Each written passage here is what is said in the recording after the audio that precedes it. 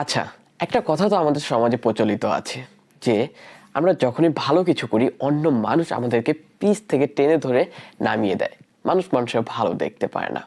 হ্যাঁ, কথাটা আপাতমস্তক সত্য হলেও আমি আপনাদেরকে একটা সুন্দর কথা বলবো, সেটা হচ্ছে আপনি বা আমি যখন কোনো কিছু করতে যাই আমাদের সব থেকে বড় শত্রু হচ্ছে আমরা নিজেরাই। লাইক আমি যদি আমার কথা বলি, আমি সর্বপ্রথম যদি হেরে থাকি মনস্তাত্ত্বিকভাবে, সেটা হেরেছি আমি আমার নিজের কাছে। আমি যখনই বড় কোনো ডিসিশন নিয়েছি বা বড় কোনো কাজ করতে গিয়েছি, তখন আমি নিজেকে বলেছি আচ্ছা আজ নয় কাল করব, না কাজটা হয়তো বা আমাকে দিয়ে হবে না। এই মনোবল আমাকে একদম ভিতর থেকে ভেঙে দিত। সো আমি বলতে পারি যে আমাদের সব থেকে বড় শত্রু আপনার আমার নিজেই। সো আজকের এই ভিডিওর মূল কথা হচ্ছে আমি কিভাবে আমার নিজের কাছে হেরে গিয়েছিলাম এবং সেখান থেকে নিজেকে আবার রিভাইভ করেছি। সো ভিডিওটা বড় করব না, মূল কথায় যাওয়া যাক। আর এই নিজের কাছে হেরে যাওয়ার যে মনস্তাত্ত্বিক ব্যাপারটা, এটা কিন্তু আপনি বাইরে থেকে একদমই অনুভব করতে পারবেন না। এই পুরো জিনিসটা হচ্ছে ইন্টারনাল কনফ্লিক্ট বলা চলে।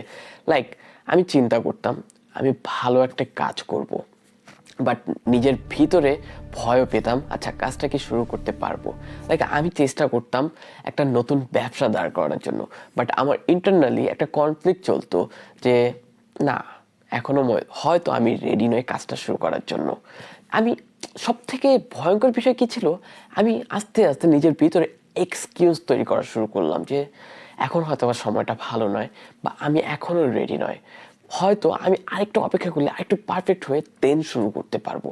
এই ইন্টারনাল এক্সকিউজ, ইন্টারনাল কনফ্লিক্ট আমাকে কাজে আগাতে দিত না। আমার ভিতর মনস্তাত্ত্বিকভাবে একটা ভীতি তৈরি হয়ে গিয়েছিল, যেটাকে আমরা যদি সহজ বাংলায় বলি সেটা হচ্ছে ভয়। আমি কোনো কিছু শুরু করার ক্ষেত্রে অনেক বেশি ভয় পেতাম, আর এই ভয় আমাকে আস্তে আস্তে করে লুজারদের অংশে পরিণত করতেছিল। সো এই ইন্টারনাল কনফ্লিক্ট আমাদের সবার মধ্যে হয়, আমাদের সবার ভিতর বিভিন্ন ধরনের কোশ্চেন জাগ্রত হয় কোনো কিছুতে হাত দেওয়ার আগে।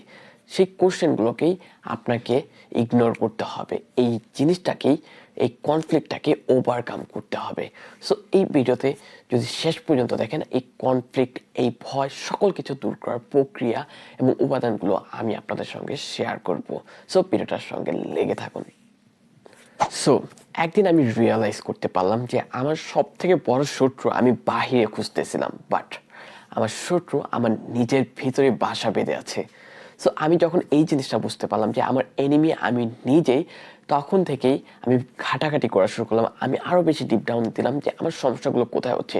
আমি তিনটা সমস্যা পেয়েছিলাম, আর এই তিনটা হচ্ছে আমি নিজেকে কম্পেয়ার করতাম অন্যর সাথে, আমি কনফিডেন্ট ছিলাম না, আমি পারফেকশনের পিছে দৌড়াতাম।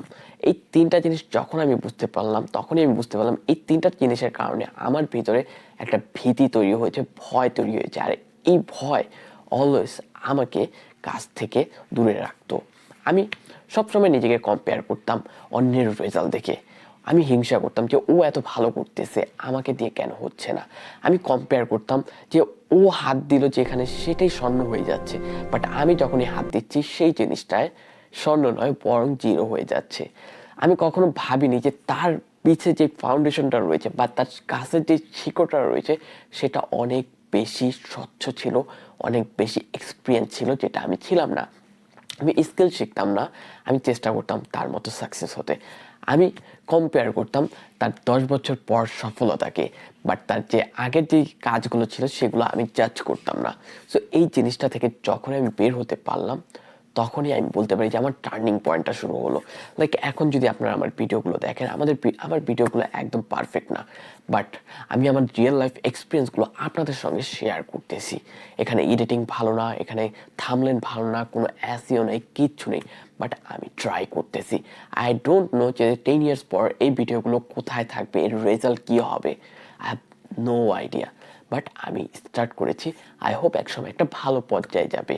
সো এইভাবে আপনাকে জাস্ট অ্যাকশনটা নিতে হবে, আপনাকে কম্পেয়ার করা বাদ দিতে হবে, কাজের ভয় দূর করতে হবে, কমফোর্ট জোন থেকে বের হতে হবে, পারফেকশন যতটা পারেন দূরে সরিয়ে দিতে হবে। সো এই তিনটা জিনিস, আর আপনার নিজের শত্রুকে যদি আপনি আইডেন্টিফাই করতে পারেন, আপনি আগাবেনই 100%। আর আমার লাইফের টার্নিং পয়েন্টটা আসে সেই দিন যেদিন আমি সিদ্ধান্ত নিই যে আমি আজ থেকে আর নিজের সঙ্গে যুদ্ধ করব না, নিজের সঙ্গে কোনো কনফ্লিক্টে যাব না, বরং আজ থেকে আমি আমার নিজের ভিতরের সত্তার সঙ্গে কাঁধে কাঁধ মিলিয়ে চলবো। সেই দিন থেকে বুঝতে পারলাম যে আমার ভিতর চেঞ্জ আসতেছে। আমি আস্তে আস্তে করে কাজে অ্যাকশন নেওয়া শুরু করলাম, শুধু ভাবনা চিন্তায় আটকায় ছিলাম না। আমি সিদ্ধান্ত নিলাম যে অ্যাকশনটা যত থেকে যত ছোট হোক, বাট আমি রেগুলার এই অ্যাকশনগুলো নিব। আমি পারফেকশনকে যতটা পেরেছি চোখ থেকে আড়াল করেছি, ইগনোর করেছি। ভুল হয়েছে, খারাপ হয়েছে, তাও আমি মানুষের সামনে নিজেকে প্রেজেন্ট করেছি। আমার ভিতর ভুল ত্রুটি রয়েছিল, আমি সেটাও আপনাদের সামনে প্রেজেন্ট করা শুরু করে দিয়েছি। আমি বুঝতে পেরেছি যে কনফিডেন্স শুধু চিন্তা থেকে আসে না, বরং কনফিডেন্স আসে আপনার কাজের এক্সপিরিয়েন্স থেকে, আপনার জ্ঞান থেকে, আপনার যোগ্যতা থেকে। আপনি যখন একটা কাজে ভালো করতে পারবেন তখনই দেখবেন আপনার ভিতর কনফিডেন্স তৈরি হবে। সো আমি এইভাবে নিজেকে নিজের টার্নিং পয়েন্ট সেট করেছি আর নিজেকে এতটা চেঞ্জ করতে পেরেছি। আজকে আমি বাইরের দেশে একটা কান্ট্রিতে আমি পড়ালেখা করতেছি। এই পড়ালেখা লাইক আফটার 5 ইয়ার্স স্টাডি গ্যাপের পর আমি আবার পড়ালেখা স্টার্ট করেছি। এইটা ছিল আমার টার্নিং পয়েন্ট। আমি নিজেকে নিজের জন্য তৈরি করতে পেরেছি, নিজের স্ট্রাগলকে গ্রহণ করেছি, নিজের স্ট্রাগলকে মানতে বাধ্য হয়েছি যে আমাকে স্ট্রাগল করে আগাতে হবে, নট আরেকজনকে দেখে কম্পেয়ার করতে হবে যে ও ওইখানে কিভাবে গেল, আমিও যেতে চাই। লাইক এক লাফে আপনি কখনো সফলতা অর্জন করতে পারবেন না। এই সফলতার পিছে অনেক অনেক স্ট্রাগল থাকে। সো আপনার টার্নিং পয়েন্ট আজকে থেকে, এখন থেকেই শুরু হতে পারে। Just become your friends, not your enemy.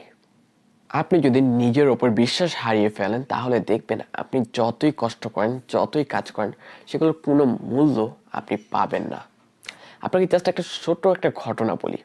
Like আপনি যদি সাঁতার শিখতে চান তাহলে আপনাকে কিন্তু পানিতে নামতে হবে, আর আপনি অনেকবার ব্যর্থ চেষ্টার পর আপনি হয়তো বা সাঁতার শিখবেন।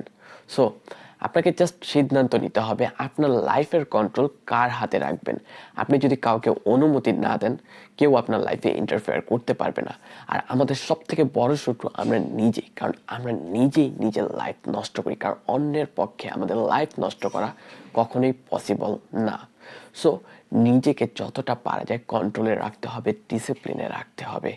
অ্যান্ড পুরো সিদ্ধান্ত আপনার উপর, আপনি নিজেকে কোন অবস্থানে দেখতে চান, নিজেকে কোথায় দেখতে চান আফটার 10 ইয়ার্স। সো এই মেসেজটা মনে রাখবেন, এই মেসেজটা আপনার জন্য অনেক বেশি ইম্পর্টেন্ট হতে পারে। ভিডিওটা দেখতে দেখতে শেষ পর্যায়ে চলে আসলাম। জাস্ট যাওয়ার পথে আপনাকে একটা কথা বলবো, আপনার লাইফের রোডম্যাপ আপনাকেই তৈরি করতে হবে, আপনাকেই সব কাজ করতে হবে। কেউ আপনাকে প্লেটে সাজিয়ে দিবে না, বরং স্ট্রাগল আপনাকেই করতে হবে।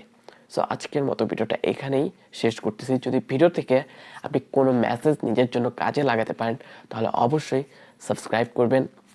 একটা সাবস্ক্রাইব আমার মনোবল অনেক বাড়িয়ে তুলবেন নতুন ভিডিও বানানোর জন্য। আপনাদেরকে ধন্যবাদ। আজকের মতো ভিডিও এখানেই শেষ করতেছি। আর